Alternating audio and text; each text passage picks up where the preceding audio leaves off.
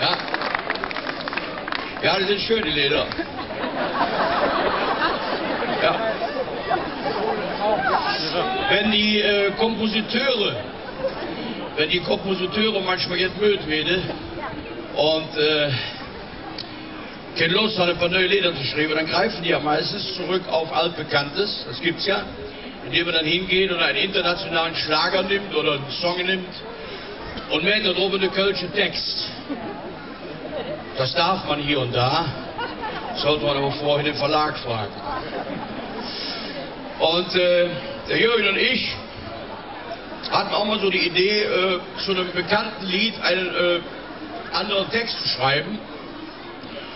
Und da fiel uns ein Song auf, den haben damals gesungen Paul Young und Zucchero. Italiener, Zucchero. Und das Lied hatte auch einen italienischen Titel, das hieß Senza una donna. Allein wie das klingt, ne? Italienische Sprache, Senza una donna. Ah, wunderschön, ja. Senza una donna. Das ist übersetzt nicht ohne eine Frau. Das klingt in Deutsch nicht ohne eine Frau. Senza una donna, nicht ohne eine Frau. Na gut, man muss damit leben. Okay. Nicht ohne eine Frau. Okay. Da haben wir lange gesucht. Senza una donna, was könnte das auf Kölsch heißen? Senza una donna. Da haben wir damals, war noch die Rechtschreibreform, war dazu gekommen. Da haben wir gedacht, es könnte heißen zum Beispiel, verfällt doch ein Komma.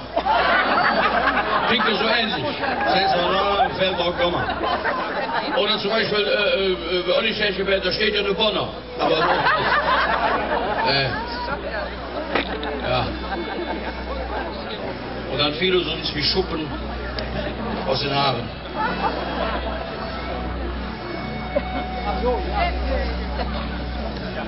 Wenn man nichts mehr fühlt, wenn man nichts mehr fühlt,